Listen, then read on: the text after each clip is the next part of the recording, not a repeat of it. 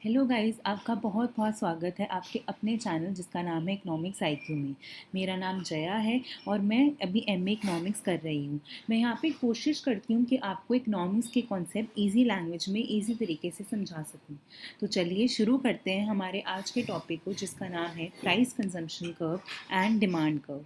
तो सबसे पहले हमने पिछली क्लास में पढ़ा था कि हमारे पास इनकम कंजम्पशन कर्व क्या होता है। हमने कहा था कि हमारा एक एक्स गुड है, उसका डिमांड फंक्शन हम तीन चीज़ों की टर्म्स में लिख सकते हैं। प्राइस ऑफ गुड एक्स के टर्म्स में, जिसे हम पी एक्स से डिनोट करते हैं, प्राइस ऑफ गुड वाई के टर्म्स में, जिसे हम पी वाई से डिनोट करते हैं, और इनकम के टर्म्स में, जिसे हम एम से डिनोट करते हैं। जब हमारा पी एक्स और पी वाई कॉन्स्टेंट होता है और सिर्फ चेंज इनकम में होता है, तो हमें मिलता था इनकम ऑफर कर्व। हमें क्या मिलता था? इनकम ऑफर कर्व, जिसे हम इनकम कंजम्पशन कर्व भी कहते थे। तो हम उसे इनकम ऑफर कर्व हमें मिलता है। पर जब हम इन प्राइसेस को चेंज करते हैं कीपिंग इनकम कांस्टेंट, तो हमको मिलता है प्राइस ऑफर कर्व। मतलब अगर अभी भी मेरे पास पी एक्स है, यहाँ पे मेरे पास पी एक्स है, मेरे पास पी वाई है which is the price of good Y, और मेरे पास इनकम है which is income of the consumer which is denoted by M. अब प्राइसेस ऑफ गुड्स को मैं चेंज कर रही हूँ, बट इसमें से मैं सिर्फ एक ही प्राइस को चेंज कर रही हूँ। या तो मैं पी एक्स को चेंज कर रही हूँ या मैं पी वाई को चेंज कर रही हूँ, और इनकम को रख रही हूँ कांस्टेंट। तो मुझे क्या मिलेगा? Price offer curve. देखो, इनकम ऑफर कर्व कब मिलता था? इनकम ऑफर कर्व मिलता था जब हम पी एक्स और पी वाई दोनों को कांस्टेंट रखते थे और सिर्फ इनकम को चेंज करते थे, तो हमें मिलता था income offer curve. Price offer curve कब मिलता है? कि जब हमारे पास दो प्राइसेस हैं, एक प्राइस ऑफ गुड एक्स और एक प्राइस ऑफ गुड वाई। हम इनमें से किसी एक प्राइस को चेंज करेंगे और इनकम को कांस्टेंट रखेंगे। मतलब income is constant, price of other good is constant, and हम सिर्फ एक गुड के प्राइस को चेंज कर रहे हैं, तो हमें मिलेगा प्राइस ऑफर कर्व। तो मतलब अगर मैं यहाँ कहूँ तो मैं अभी इनकम को कांस्टेंट रख रही हूँ, मैं पी वाई को कांस्टेंट रख रही हूँ, और मैं सिर्फ चेंजेस पी एक्स में कर रही हूँ, तो जो कर्व आएगा वो होगा प्राइस ऑफर कर्व। हमने आईओसी के साथ एक एंजल कर्व भी पढ़ा था। एंजल कर्व एक्सप्लेन करता था relationship between the income and the quantity demanded of a good. इसी तरह प्राइस ऑफर कर्व है। प्राइस ऑफर कर्व एक्सप्लेन करता है रिलेशनशिप। प्राइस ऑफर कर्व से हमको मिलता है demand curve. Price offer curve से हमको क्या मिलता है? Demand curve. डिमांड कर्व क्या करता है? डिमांड कर्व एक्सप्लेन करता है relationship between the price and the quantity demanded of good. इसको तो मुझे वैसे बताने की आप लोगों को ज़रूरत भी नहीं है कि डिमांड कर्व क्या करता है, क्योंकि हमने क्लास 12 में पढ़ रखा है। ये बहुत बेसिक है कि डिमांड कर्व क्या करता है। ये प्राइस और कितनी units of good eggs demand हो रही हैं उसको दर्शाता है। तो वही यहाँ पे भी डिमांड कर्व कर रहा है। तो प्राइस ऑफर कर्व क्या है? कि हमारा जब हम पी एक्स पी वाई और एम है, ये एक गुड एक्स का डिमांड फंक्शन है। इसमें से जब हम किसी एक प्राइस को कांस्टेंट रखते हैं, इनकम को कांस्टेंट रखते हैं, और दूसरे प्राइस को चेंज करते हैं, so I am changing the price of good X, that is I am changing the P X, I am keeping price of good Y, that is P Y, and income, that is M, constant. तो जो curve मिलेगा वो होगा price offer curve. Price offer curve से मैं निकाल सकती हूँ demand curve. Demand curve explains the relationship between the price and the quantity demanded of good x. तो डिमांड कर्व बनाने का तरीका हमको पता है कि यहाँ पे हम वर्टिकल एक्सिस पे प्राइस लिखते थे। ये हमने 2 डायमेंशनल डायग्राम बनाया है, having vertical axis that is Y axis and horizontal axis, और X axis with origin O. तो वर्टिकल एक्सिस पे होता था प्राइस, और एक्स एक्सिस पे होती थी यूनिट्स ऑफ एक्स की कितनी क्वांटिटी डिमांडेड है of x. Price offer curve के लिए क्या करना है? प्राइस ऑफर कर्व के लिए हमारे पास कि यहाँ पे फिर से 2 डायमेंशनल डायग्राम बनेगा, एक्स एक्सिस वाई एक्सिस वाला और ओरिजिन के साथ। तो एक्स एक्सिस पे आएगा गुड एक्स, एक्स एक्सिस पे आएगा गुड एक्स, और वाई एक्सिस पे आएगा गुड वाई। ये जो गुड एक्सिस और ये जो गुड एक्स और गुड वाई हैं, ये बिल्कुल सेम है जैसा हमने इनकम ऑफर कर्व में लिया था। तो आपको समझ आ गया होगा कि प्राइस ऑफर कर्व क्या है। अब प्राइस ऑफर कर्व को हमें डिराइव करना है for different goods. We have to derive it for ordinary goods, we have to derive it for given goods, well behave utility function, Cobb Douglas utility function, सबके लिए हमें ये करना है। तो सबसे पहले हम शुरू करते हैं सबसे ईजी से, विच इज़ ऑर्डिनरी गुड्स। देखो ऑर्डिनरी गुड्स क्या है, ऑर्डिनरी गुड्स क्या कहते हैं। बेसिक हमने जब क्लास 12th में पढ़ा था कि गुड या यूनिट्स ऑफ गुड में और प्राइस में क्या रिलेशनशिप होता है। इनवर्स रिलेशनशिप होता है कि अगर प्राइस कम होगा तो उसकी डिमांड बढ़ेगी, या फिर अगर प्राइस बढ़ेगा तो उसकी डिमांड कम होगी। तो ऑर्डिनरी गुड्स क्या है, ये वो सारे गुड्स हैं whose demand increases with decrease in price, की जिसकी डिमांड इंक्रीज करती है विद डिक्रीज इन प्राइस। मतलब प्राइस और डिमांड के बीच में क्या है, एक नेगेटिव रिलेशनशिप है, एक इनवर्स रिलेशनशिप है।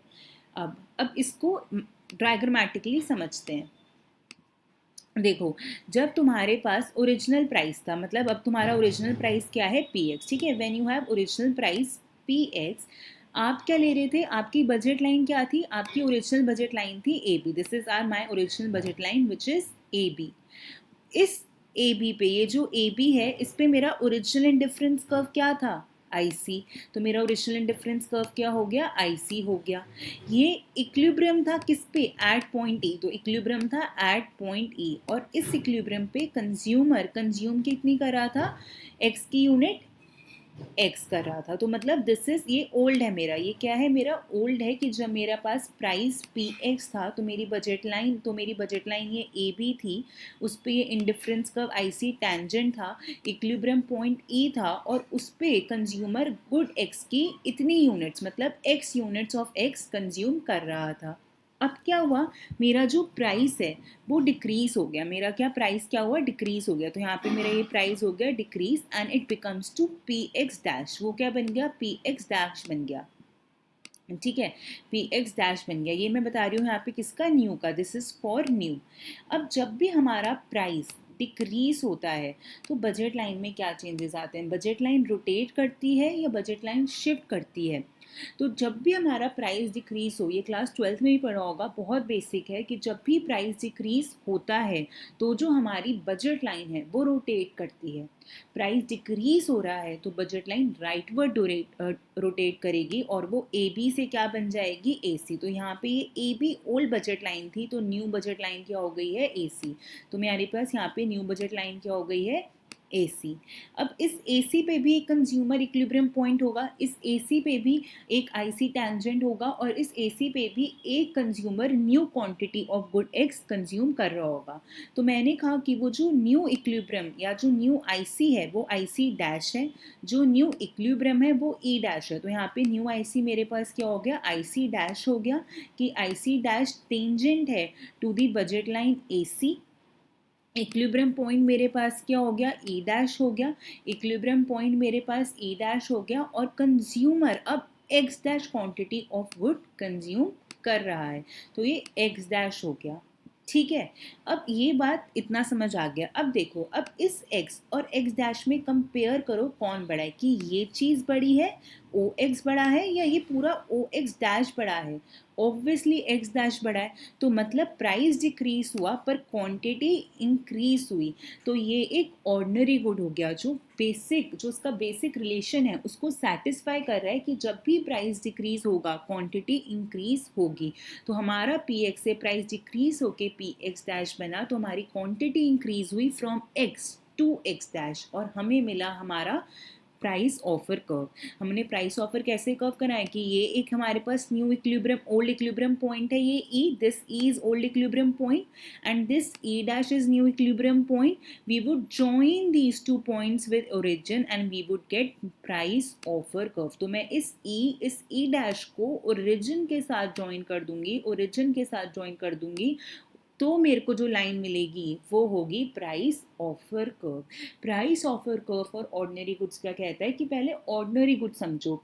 ऑर्डिनरी गुड्स क्या है, कि प्राइस और डिमांड में उनके बीच एक इन्वर्स रिलेशनशिप होता है कि अगर प्राइस डिक्रीज हुआ तो डिमांड इंक्रीज होगी। तो हमने बेसिक लिया कि हमारा ओल्ड प्राइस पी एक्स था, old budget line A B थी, उस पर ओल्ड आई सी टेंजेंट था, और equilibrium point old equilibrium point E था, उस पर consumer X units of good X consume कर रहा था। प्राइस डिक्रीज हुआ, ऑर्डिनरी गुड है तो मतलब है कंज्यूमर को अपनी क्वांटिटी बढ़ानी ही पड़ेगी। तो जब कंज्यूमर को अपनी क्वांटिटी बढ़ानी पड़ेगी तो अगर ये ओ एक्स है तो उसको अपना इक्विलिब्रियम पॉइंट यहीं लाना पड़ेगा, वो यहाँ नहीं ला सकता। अगर वो सपोज मैं कह दूं कि यार मैं तो यहाँ एसी बना देती हूँ और यहाँ पे मैं अपना नया इक्विलिब्रियम पॉइंट दिखा देती हूँ, ये दिखा देती हूँ, ठीक है, यहाँ बना देती हूँ ई डैश, तो क्या ये एक्सेप्टेबल होगा for ordinary goods? No, it will not be acceptable, क्योंकि अगर मैं यहाँ पे करूँगी तो प्राइस डिक्रीज हुआ, तो अगर एक्स की क्वांटिटी, और यहाँ पे अगर एक्स डैश लिख दूँ तो एक्स की क्वांटिटी भी क्या हो रही है, डिक्रीज हो रही है, जो ऑर्डिनरी गुड्स के रिलेशन को सेटिस्फाई नहीं कर रही। तो फॉर ऑर्डिनरी गुड्स ये बात याद रखना कि पीओसी एक स्ट्रेट लाइन बनती है, और कैसे बनती है कि प्राइस अगर डिक्रीज होगा तो क्वांटिटी ऑफ एक्स इंक्रीज होगी। ठीक है, अब हमें पता था कि हम पीओसी से क्या निकालते हैं, डिमांड कर्व निकालते हैं। पीओसी से हमारा निकलता है डिमांड कर्व। कैसे निकलेगा? अब ओल्ड इक्विलिब्रियम पॉइंट ई है, हमने इसको इस ओल्ड इक्विलिब्रियम पॉइंट पे कंज्यूमर एक्स कंज्यूम कर रहा है with price this, with price P X, ठीक है, with price P X. Now our price decreases and it becomes P X dash at P X dash price. Consumer is consuming, इस equilibrium point पे consumer consume कर रहा है x dash, तो इस price पे कर रहा है। इन दो पॉइंट्स को ज्वाइन कर दूंगी तो मुझे डिमांड कर्व मिल जाएगा, और मेरा डिमांड कर्व कैसा होगा, एक रेक्टेंगुलर हाइपरबोला की शेप में होगा, एक डाउनवर्ड स्लोपिंग कर्व होगा। डिमांड कर्व वैसा भी क्या है, एक डाउनवर्ड स्लोपिंग कर्व है ना, इसको स्ट्रेट लाइन भी दिखा सकते थे, इसको रेक्टेंगुलर हाइपरबोला की शेप में भी दिखा सकते थे, कैसे भी दिखा सकते थे। बट ये याद रखो कि ऑर्डिनरी गुड्स के लिए वैसे भी डिमांड कर्व क्या है, एक डाउनवर्ड स्लोपिंग कर्व है। ये तो क्लास 12 में पढ़ा ही था, तो यहाँ पे हमने वही समझा है। अब इसका एक अपोजिट केस देखते हैं, which are for given goods. की गिवन गुड्स क्या होते हैं? देखो अभी तक ऑर्डिनरी गुड्स का जो पढ़ा उसका सारा अपोजिट है गिवन गुड्स। ऑर्डिनरी गुड्स में पढ़ा कि प्राइस और डिमांड के बीच में नेगेटिव रिलेशनशिप है, पर गिवन गुड्स में प्राइस और डिमांड के बीच में पॉजिटिव रिलेशनशिप है। मतलब अगर प्राइस डिक्रीज हो रहा है तो डिमांड भी क्या हो रही है, डिक्रीज हो रही है। अगर प्राइस इंक्रीज भी हो रहा है तो डिमांड क्या हो रही है, इंक्रीज भी हो रही है। तो अब इसका भी डायग्रामेटिकली एक्सप्लेन करते हैं और आपको समझने की कोशिश करते हैं। तो सबसे पहले मैं अभी भी ओल्ड बजट लाइन और new budget line, old equilibrium point new equilibrium point से ही हम इसको लिखेंगे। तो सबसे पहले हमारा ओल्ड पे देखो, हमारा जो प्राइस था वो पी एक्स था, ठीक है, हमारा प्राइस क्या था, this is our old price P X. Now we had an old budget line which is A B, तो हमारी बजट लाइन ए बी थी, जो भी हमारे पास क्या थी, ओल्ड थी। इस ओल्ड बजट लाइन पे हमारा इंडिफरेंस कर्व आई सी था, ठीक है, आई सी था, ये वाला था ना कि हमारी ये A B old budget line है, इस पे ये I C indifference curve tangent है at the equilibrium point E, at the equilibrium point ई।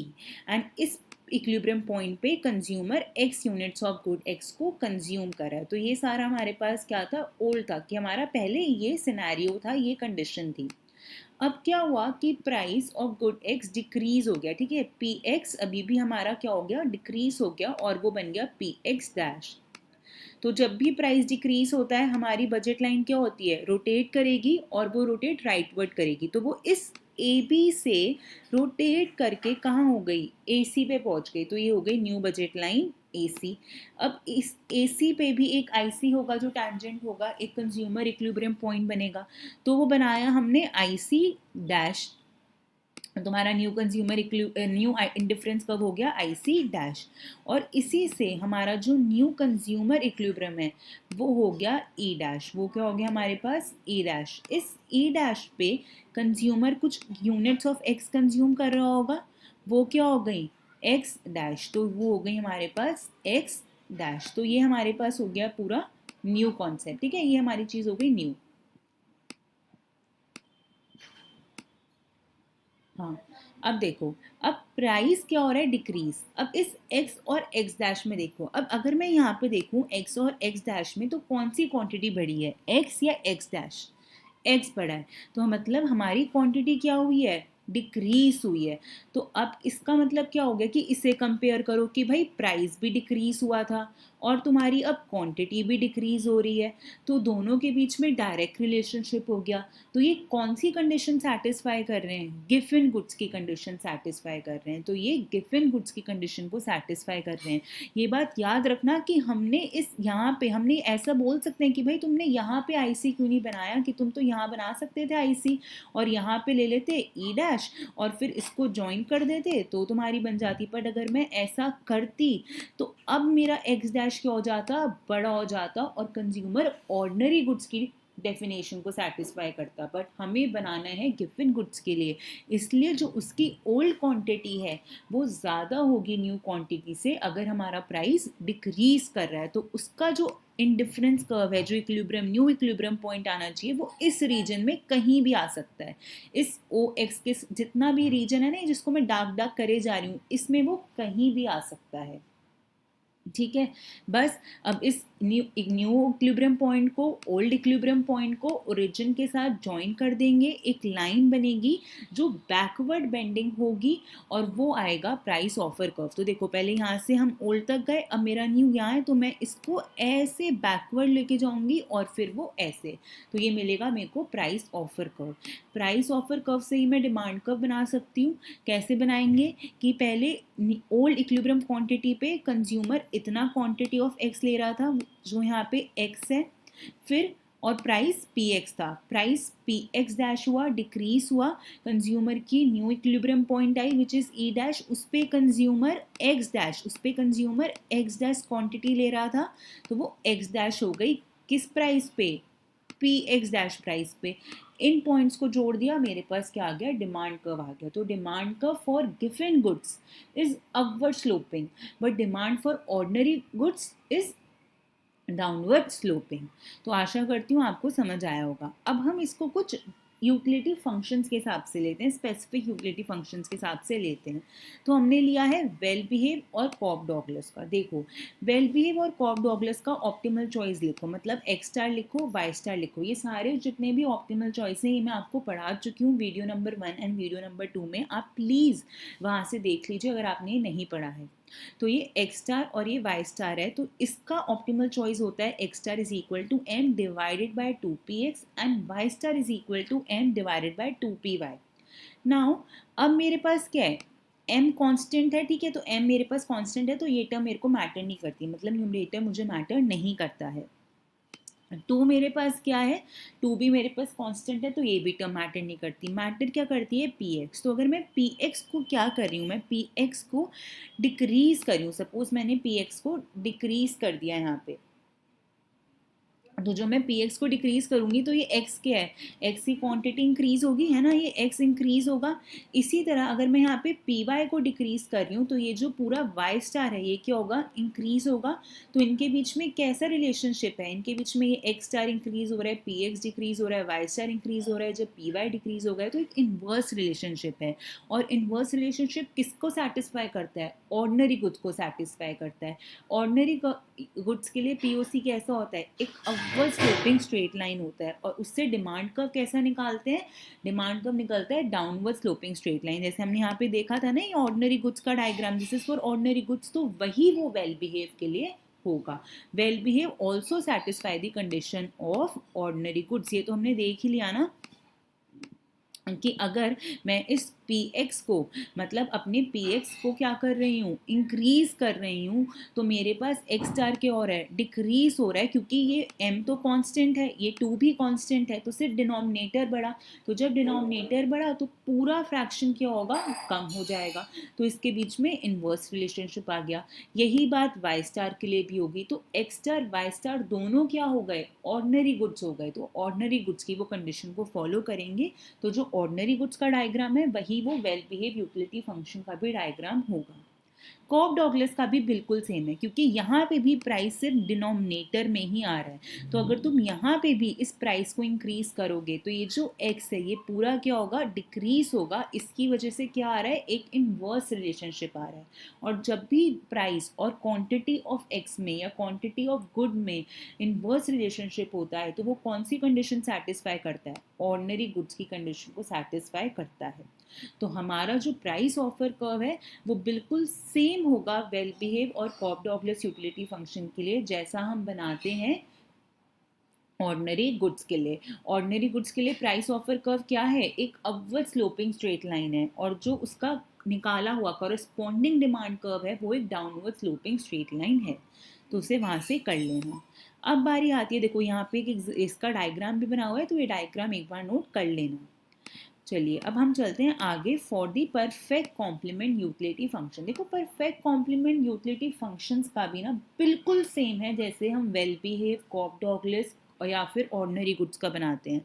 बस फ़र्क इतना है कि शेप ऑफ आईसी चेंज हो गई है। वहाँ पे शेप ऑफ आईसी क्या थी, कॉन्वेक्स थी, बट यहाँ पे शेप ऑफ आईसी क्या है, एल शेप है, क्योंकि परफेक्ट कॉम्प्लीमेंट है। तो अगर इसका डायग्राम देखो तो बिल्कुल सेम है ना। यहीं पे हमारे पास एक्स था, यहीं से वो एक्स स्टार एक्स डैश बन रहा था, ये ई था, ई डैश था, उनको कनेक्ट करके प्राइस ऑफर कर्व बन रहा था which is an upward sloping straight line. Price offer curve से हमने डिमांड कर्व निकाला था, ये रहा डिमांड कर्व जो कि एक डाउनवर्ड स्लोपिंग स्ट्रेट लाइन आ रहा था या डाउनवर्ड स्लोपिंग कर्व आ रहा था। तो बिल्कुल सेम है, बस फ़र्क इतना है कि शेप ऑफ आईसी चेंज हो गया है। वहाँ पे शेप ऑफ आईसी क्या था, कॉन्वेक्स था, और यहाँ पे शेप ऑफ आईसी क्या है, एल शेप है। क्या है shape of IC, L shape. चलिए तो इससे आप ये भी एक बार डायग्राम पढ़ लेना और देख लेना, और अगर कुछ समझ ना आए तो आप प्लीज़ कमेंट सेक्शन में कमेंट कर देना, मैं आपका रिप्लाई कर दूंगी, या फिर मैंने आपको अपनी मेल आईडी भी दिया, आप वहाँ पे भी मैसेज कर सकते हैं। चलिए हम चलते हैं आगे और हमारे आखिरी यूटिलिटी फंक्शन पे जिसका नाम है परफेक्ट सब्स्टिट्यूट यूटिलिटी फंक्शन। देखो अभी तक हमने well behave, Cobb Douglas, perfect complement पढ़े, ये बहुत ही बेसिक थे। जैसा ऑर्डिनरी गुड्स बहुत बेसिक था, गिवन गुड्स भी थोड़ा बेसिक था, पर जो परफेक्ट सब्स्टिट्यूट यूटिलिटी फंक्शन आता है ना, ये सबसे ज़्यादा इम्पॉर्टेंट और थोड़ा बहुत कॉम्प्लिकेटेड है। It is not that easy. अब ये थोड़ा बहुत कॉम्प्लिकेटेड है तो इसको थोड़ा अच्छे से समझेंगे। तो अब इसको देखते हैं for perfect substitute utility function. देखो परफेक्ट सब्स्टिट्यूट यूटिलिटी फंक्शन में हमेशा हम दो चीज़ों को कंपेयर करते हैं, वो क्या है, slope of IC and slope of budget line. Slope of IC is MRS and slope of budget line is price ratio, that is PX by PY. तो हमें हमेशा कंपेयर करना है किसको, एमआरएस को और पीएक्स बाय पीवाई को। हमें ये भी पता है कि जब हम दो चीज़ों को कंपेयर करते हैं तो तीन ही केसेस हो सकते हैं, तीन ही पॉसिबिलिटीज़ हो सकती है कि पहली चीज़ बड़ी हो दूसरी चीज़ से, या फिर पहली चीज़ छोटी हो दूसरी चीज़ से, या फिर पहली चीज़ इक्वल हो दूसरी चीज़ के। तो ये तीन पॉसिबिलिटीज़ बन सकती हैं, इससे ज़्यादा और कोई पॉसिबिलिटी नहीं आती। तो जब भी हम परफेक्ट प्राइस ऑफर कर्व की बात करते हैं या इनकम ऑफर कर्व की बात करते हैं for perfect substitute utility function, हम हमेशा मेनली दो केसेस लेते हैं, जब एमआरएस ग्रेटर है प्राइस रेशो से और जब एमआरएस कम है प्राइस रेशो से। तो देखो जब एमआरएस ग्रेटर है ना प्राइस रेशो से, तो पीओसी कॉन्साइड करेगा एक्स एक्सिस के साथ, क्योंकि उस केस में कंज्यूमर सिर्फ और सिर्फ कंज्यूम करेगा good X and no amount of good Y will be consume. तो एमआरएस जब भी ग्रेटर होता है प्राइस रेशो से, कंज्यूमर सिर्फ और सिर्फ एक्स कंज्यूम करता है और वाई कंज्यूम नहीं करता। तो उस केस में जो प्राइस ऑफर कर्व है वो कोइंसाइड करेगा एक्स एक्सिस के साथ। जब एमआरएस कम होगा प्राइस रेशो से, तो कंज्यूमर सिर्फ और सिर्फ वाई कंज्यूम करता है और एक्स कंज्यूम नहीं करता। तो इस कारण जो पीओसी है वो कोइंसाइड करेगा वाई एक्सिस से। इसको डायग्रामेटिकली समझते हैं।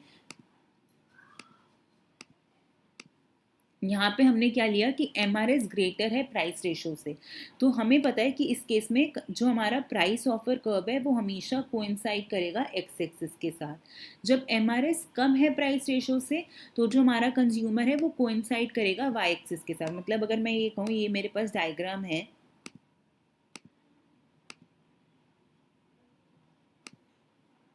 ठीक है, और इतने वाले हिस्से में कि जब मेरे पास एम आर एस ज़्यादा है प्राइस रेशो के साथ, तो कंज्यूमर क्या कर रहा है, कंज्यूमर गुड एक्स कंज्यूम कर रहा है। इतने वाले हिस्से में जब मेरे पास एम आर एस कम है प्राइस रेशो से, तो जो मेरा कंज्यूमर है वो गुड बाय कंज्यूम कर रहा है। और जब मैं इन दो लाइन को कनेक्ट कर दूंगी, मतलब इस वाले हिस्से में कंज्यूमर दोनों गुड्स कंज्यूम कर रहा है, अगर कंज्यूमर इस पॉइंट पे है तो कंज्यूमर कुछ भी कंज्यूम कर रहा है ना, यहाँ पे गुड एक्स भी कंज्यूम कर रहा है, गुड बाय भी कंज्यूम कर रहा है। और ऐसा वो कब करता था, जब एम आर एस इक्वल होता था प्राइस रेशो के। तो ये प्राइस ऑफर कर्व आया। प्राइस ऑफर कर्व के लिए हमने तीनों चीज़ें लिए। इनकम ऑफर कर्व के लिए सिर्फ हम दो चीज़ें ले रहे थे, M R S greater than P X by P Y and M R S less than P X by P Y. But for price offer curve we are taking all the three possibilities, all the three cases, that MRS greater than price ratio, MRS to equal price ratio and MRS less than price ratio. तो जब MRS greater है price ratio से तो वो coincide कर रहा है x axis के साथ. जब MRS equal है price ratio के, तो जो हमारा प्राइस ऑफर कर्व है वो एक स्ट्रेट लाइन है. और जब भी अगर देखो ना, यहाँ पे एक पॉइंट ले लिया मैंने, तो यहाँ का मतलब है कंज्यूमर एक्स भी कंज्यूम कर रहा है और वाई भी कंज्यूम कर रहा है. जो ऐसा ही होता है जब एम आर एस इक्वल होता है प्राइस रेशो के साथ. और यहाँ पे ऊपर अगर हम देखें तो एम आर एस कम है प्राइस रेशो से, मतलब कंज्यूमर सिर्फ और सिर्फ वाई ही कंज्यूम कर रहा है. तो ये जब मैं ये जो इस पूरे को कनेक्ट कर दूंगी तो मेरे पास ये पूरा प्राइस ऑफर कर्व होगा. अब इसी से मैंने निकाला डिमांड कर्व. तो डिमांड कर्व के लिए कुछ नहीं करना कि जब एम आर एस कम था प्राइस रेशो से, मतलब कंज्यूमर जब गुड बाय कंज्यूम करा था, तो इतनी ही डिमांड कर्व होगा. जब एम आर एस इक्वल था प्राइस रेशो के, तो जो डिमांड कर्व है वो हमारा एक हॉरिजॉन्टल, वो क्या होगा, हमारा एक हॉरिजॉन्टल लाइन होगा यहाँ तक, इस पॉइंट तक, जब तक consumer M R S equal है प्राइस रेशो के. इसके बाद तो एम आर एस ग्रेटर है प्राइस रेशो से, और फिर जब एम आर एस ग्रेटर है प्राइस रेशो से तो वो क्या होगा, एक रेक्टेंगुलर हाइपरबोला होगा. तो ये बात याद रखना. देखो डिमांड कर्व रेक्टेंगुलर हाइपरबोला भी हुआ, डिमांड कर्व एक horizontal straight line parallel to X axis भी हुई, और डिमांड कर्व एक वर्टिकल लाइन भी हुई, which is a rare case. अभी तक हमने ऐसा नहीं पढ़ा है, ना ऑर्डिनरी गुड्स के लिए, ना गिवन गुड्स के लिए, ना वेल बिहेव के लिए, ना कॉक डॉगलेस के लिए. इसमें हमको याद रखना है कि जब एम आर एस कम है प्राइस रेशो से तो डिमांड कर्व वर्टिकल है. जब एम आर एस इक्वल है प्राइस रेशो के, और जितना इक्वल है यहाँ तक वो इक्वल है ना, तो इतने हिस्से में क्या होगा, वो एक हॉरिजॉन्टल लाइन होगी पैरेलल टू एक्स एक्सिस. और जब एम आर एस ज़्यादा है प्राइस रेशो से तो हमारा डिमांड कर्व क्या होगा, एक रेक्टेंगुलर हाइपरबोला होगा. तो ये इसी के साथ ये आखिरी टॉपिक था, और इसी के साथ हमारा आज का चैप्टर खत्म होता है, which is price offer curve and the demand curve. आशा करती हूँ आप सबको समझ आया होगा, और अगर किसी को भी कुछ भी समझ नहीं आया है तो आप मुझे मेल कर सकते हैं. मेरी ईमेल आईडी आपको शुरू में ही मिल जाएगी, और मुझे कमेंट सेक्शन में भी बता सकते हैं. Thank you.